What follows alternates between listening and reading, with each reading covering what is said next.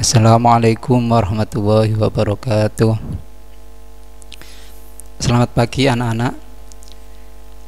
Untuk tahun ajaran baru ini saya mengajar aswaja untuk kelas 6. Jadi kalau kemarin masih Pak Harun, sekarang aswajanya saya yang mengajar. Untuk materi nanti yang kita bahas ini, kemarin kan sudah dapat LKS atau apa ini, LKS Aswaja LP Ma'arif, sudah menerima di koperasi. Bagi yang belum bisa diambil di koperasi. Jadi ada beberapa bab di dalam LKS ini. Yang pertama ini nanti yang kita bahas, bab pertama ini mengenai Ahlus Sunnah wal Jamaah.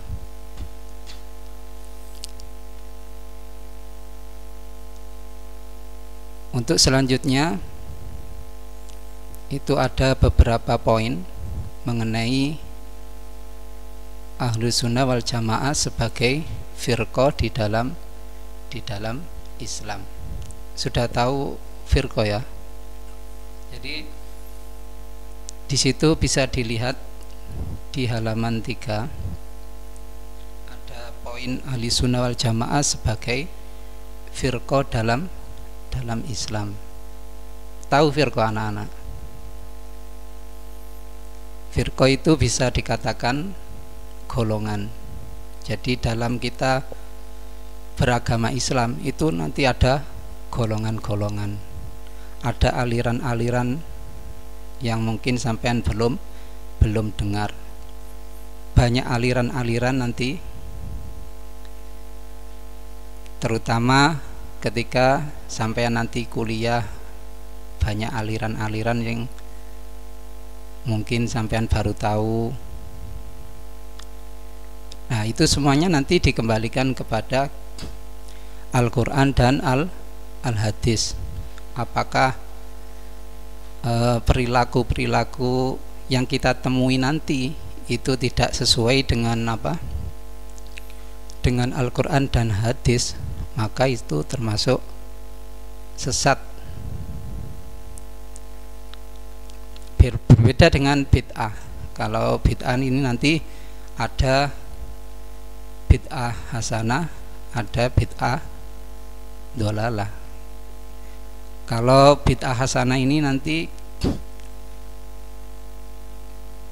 boleh kita lakukan meskipun di dalam zaman Nabi tidak ada. Jadi bisa kita lakukan meskipun pada zaman Nabi belum ada. Itu untuk sekarang bisa dilakukan. Contohnya apa? Misalnya di zaman Nabi tidak ada apa? Misalnya bepergian haji. Dulu pada zaman Nabi naik onta, sekarang naik pesawat atau naik kendaraan. Ini contoh sing gamblang, tapi banyak contoh lain selain atau mengenai ibadah-ibadah lain yang misalnya tidak dilakukan atau pernah dilakukan tapi banyak yang tidak tahu. Jadi yang kita bahas nanti ini golongan-golongan dalam Islam.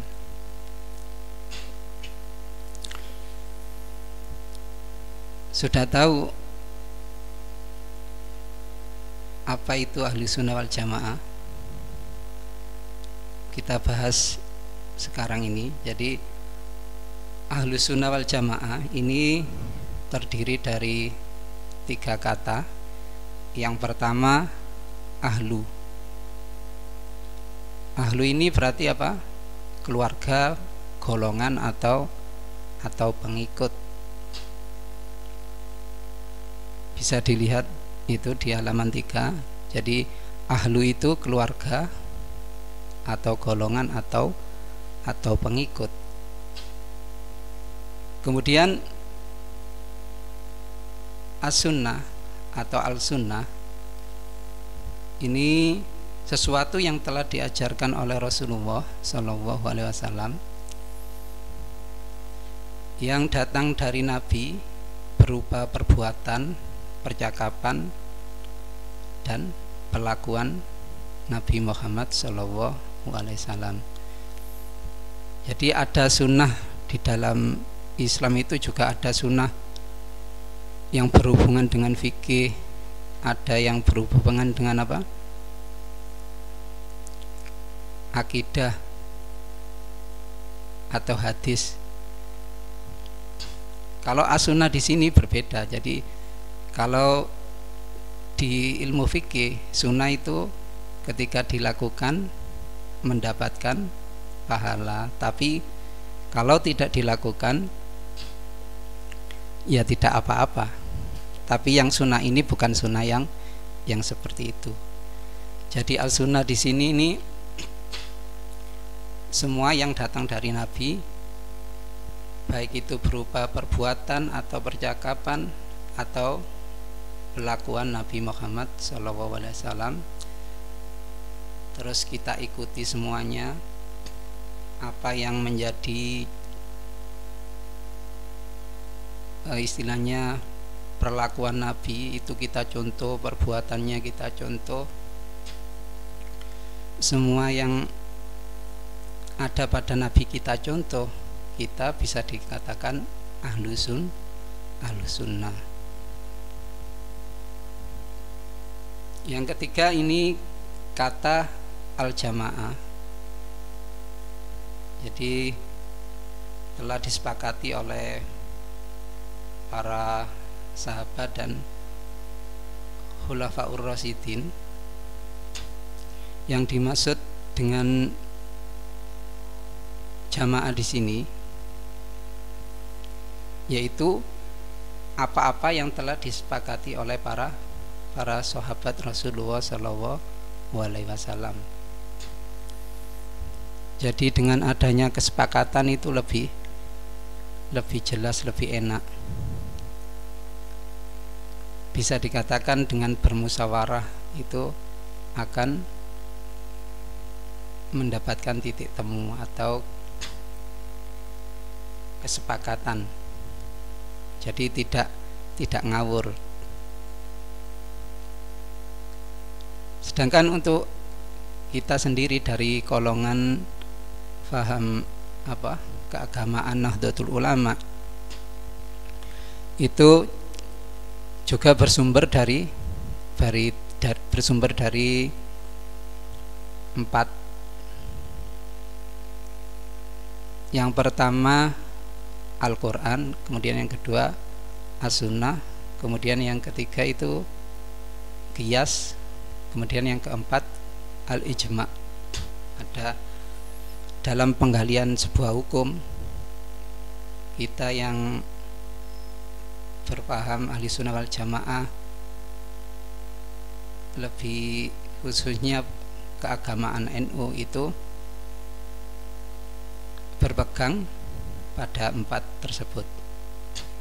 Jadi ada Al-Quran, kemudian hadis, qiyas, dan ijma'.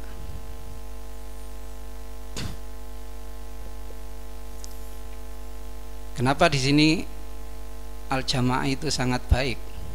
Karena di dalam sebuah hadis itu dikatakan, barang siapa yang ingin mendapatkan kehidupan yang damai di surga, maka hendaklah ia mengikuti al-jamaah, jadi berjamaah. Karena nanti kita di akhirat nanti itu juga berjamaah, artinya bergolong-golong. Ini golongannya siapa, pengikutnya siapa. Meskipun kita semuanya ini umatnya Nabi Muhammad, nanti juga ketika akan masuk surga ada golongan-golongan untuk masuk surga. Jadi di sini dapat disimpulkan, jadi banyak pengertian yang dikatakan oleh beberapa orang mengenai ahlu sunnah wal jamaah. Ada yang mengatakan bahwa ahlu sunnah wal jamaah ini golongan atau kelompok orang yang selalu setia mengikuti serta berpegang teguh pada jejak langkah Rasulullah Shallallahu Alaihi Wasallam dan para sahabat. Jadi jejak langkah ini banyak sekali, diantaranya ucapan, perbuatan, atau penetapan yang dilakukan oleh Nabi itu bisa kita contoh. Kemudian kita tarik kesimpulan lagi bahwa Ahlus Sunnah wal Jamaah itu golongan umat Islam yang berpegang teguh pada ajaran yang telah dipraktekkan oleh Rasulullah SAW dan para sahabat, dan juga dipraktekkan oleh Khulafaur Rasyidin, terutama setelah sepeninggalan Rasulullah. Jadi setelah Nabi wafat itu, maka bisa diteruskan oleh para sahabatnya. Jadi apa yang dilakukan oleh para sahabat itu juga bisa kita contoh selama perbuatan itu baik. Kalau perbuatan yang jelek ya tidak kita contoh.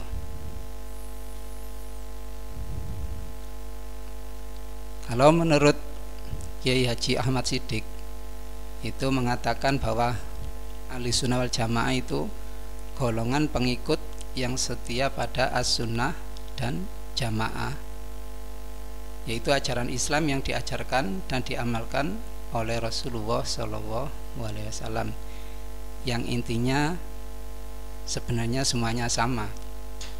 Jadi kita mencontoh perilaku Rasulullah SAW.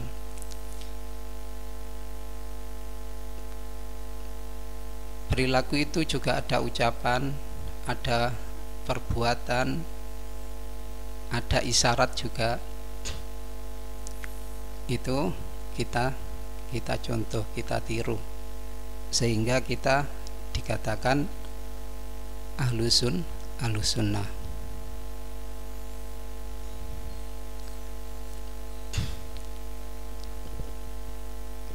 Jadi dari berbagai pendapat ini juga ada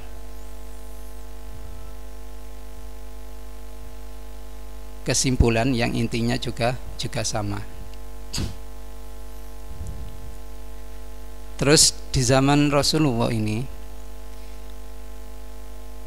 Rasulullah pernah mengatakan bahwa Islam ini nanti juga akan terpecah menjadi 73 golongan. Jadi banyak sekali ya. Jadi 70. Kalau mungkin sekarang lebih dari itu bisa dikatakan seperti itu. Jadi Nabi mengatakan bahwa Islam ini nanti akan terpecah menjadi 73 golongan. Hanya satu golongan yang selamat. Satu golongan yang selamat, yaitu siapa? Ditanyakan oleh para sahabat bahwa yang selamat adalah Ahlus Sunnah wal Jamaah. orang-orang yang ahli dalam mengikuti atau mencontoh Nabi, maka dia akan selamat. Dari beberapa aliran, beberapa golongan itu juga ada yang mengatakan bahwa dirinya juga ahli sunnah wal jamaah. Itu bagaimana? Jadi nek podo kabeh semuanya mengaku bahwa dirinya ahli sunnah wal jamaah, ahli sunnah wal jamaah. Jadi selama yang dilakukan itu sesuai dengan Al-Quran, dengan As-Sunnah, maka dia juga termasuk ahli sunnah wal jamaah. Nanti hanya berbeda dalam mengikuti imam. Nanti kita mengikuti imam siapa itu juga masih banyak. Dalam ilmu fikih kita nanti mengikuti imam siapa itu juga ada tersendiri. Dalam hal akidah atau ilmu tauhid kita nanti berimam kepada siapa itu nanti yang membedakan di situ. Jadi kalau semuanya mengaku bahwa dirinya ahlu sunnah wal jamaah, maka itu sudah benar selama yang dilakukan itu tidak menyalahi Al-Quran, menyalahi as-sunnah.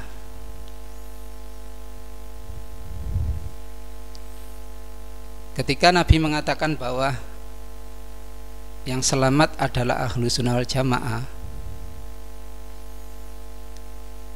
maka setelah sepeninggalan Nabi itu menurut cerita itu sebenarnya mulai muncul Syiah.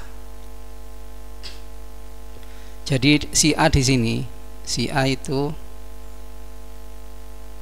orang-orang yang berpendapat setelah sepeninggalnya Nabi Muhammad itu yang cocok jadi pemimpin adalah Ahlul Bait. Ahlul Bait ini berarti kan Sayyidina Ali bin Abi Thalib. Ini termasuk Ahlul Bait. Karena kalau ditarik nasabnya ke atas itu masih satu kakek. Artinya nasabnya bertemu dengan Rasulullah. Maka golongan Syiah ini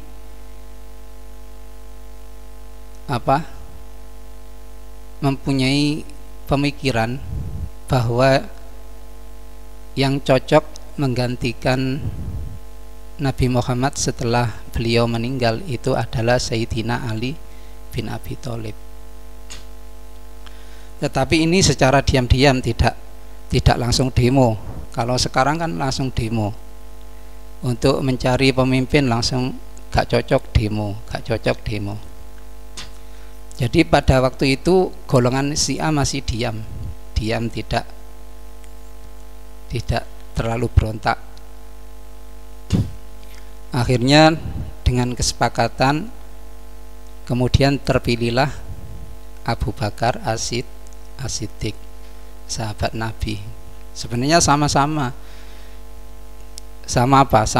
itu juga sahabat Nabi. Lebih-lebih Abu Bakar itu seorang mertuanya Nabi Muhammad. Jadi terpilihlah Abu Bakar As-Siddiq. Kemudian begitu seterusnya.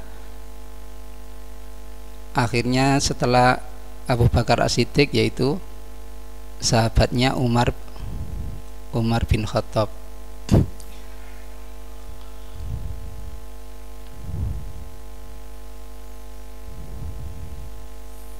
Jadi kalau kita membahas Ahlussunnah wal Jamaah ini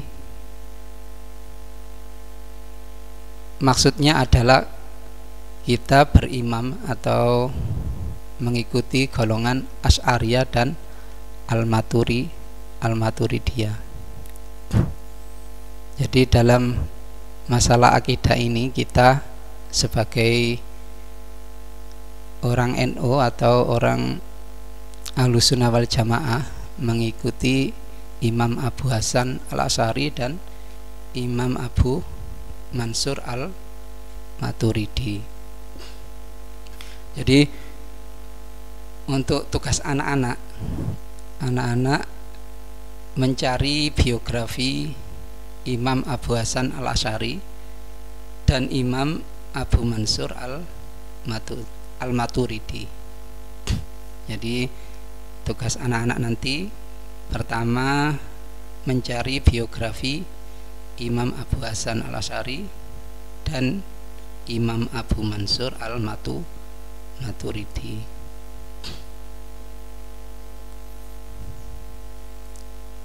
Jadi dari biografi itu anak-anak nanti akan lebih mengenal dalam kita mengikuti imam-imam yang kita ikuti. Terus dalam belajar aswaja ini yang diharapkan untuk anak-anak, yang pertama anak-anak itu harus menerima, menjalankan dan menghargai ajaran agama Islam, terutama Ahlussunnah wal Jamaah. Jadi harus menerima anak-anak, gak boleh menolak. Jadi ajaran-ajaran selama itu ajaran baik, maka harus diterima dan dijalankan. Karena inti daripada ilmu manfaat itu dijalankan, diajarkan, dilakukan. Itu contoh-contoh ilmu bermanfaat. Jadi kalau anak-anak ingin melihat ilmu saya ini bermanfaat atau tidak, bisa dilihat dari kelakuannya sendiri. Jadi selama dia belajar agama Islam, apakah dia mau menjalankan atau mengajarkan, mengamalkan. Kalau mau seperti itu, maka ilmunya termasuk ilmu yang bermanfaat. Mari oleh ilmu gak dilakoni blas, itu termasuk ilmunya kurang bermanfaat, bahkan dikatakan tidak bermanfaat. Jadi ilmu itu dilakukan, diterima, kemudian dilakukan dan diamalkan. Kemudian kita juga harus menunjukkan perilaku yang baik, seperti jujur. Kita harus jujur. Jadi untuk pelajaran aswaja ini lebih luas. Kalau dalam fikih kita membahas hukum-hukum yang ada di Islam, tapi kalau Ahlussunnah wal Jamaah ini lebih luas lagi. Jadi yang diharapkan untuk anak-anak yaitu jujur, kemudian dapat dipercaya, menempati janji, adil, tolong menolong, kemudian istilahnya moderat, jadi tidak kolot, kemudian percaya diri, amar ma'ruf, nahi mungkar.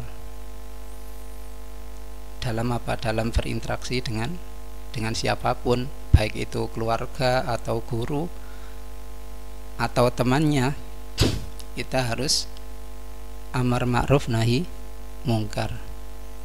Itu yang diharapkan, inti daripada belajar Ahlussunnah wal Jamaah atau aswaja. Jadi untuk sementara ini tugas anak-anak yaitu mencari biografi Imam Abu Hasan al-Asy'ari dan Imam Abu Mansur al-Maturidi. Jadi ini biografinya ditulis apa gimana ini enaknya?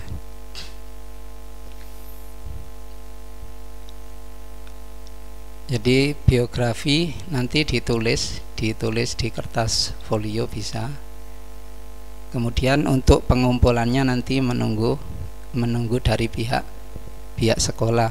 Untuk pengumpulan tugas itu masih belum jelas saya. Jadi nanti menunggu informasi dari sekolah bahwa pengumpulan tugas itu nanti seperti apa dan prosesnya bagaimana. Jadi saya menunggu informasi yang jelas. Sementara PR-nya itu dulu, artinya ketika sampean sudah mengerjakan itu disimpan dulu, jangan dihilangkan. Nanti suatu saat misalnya ada pengumpulan anak-anak bisa langsung mengumpulkan, meskipun nanti pengumpulan tugas itu dijadwal, maka nanti ketika ada perintah bisa langsung dikumpulkan. Jadi untuk sementara ini pelajaran aswaja sampai di sini dulu. Kurang lebihnya saya mohon maaf. Wassalamualaikum warahmatullahi wabarakatuh.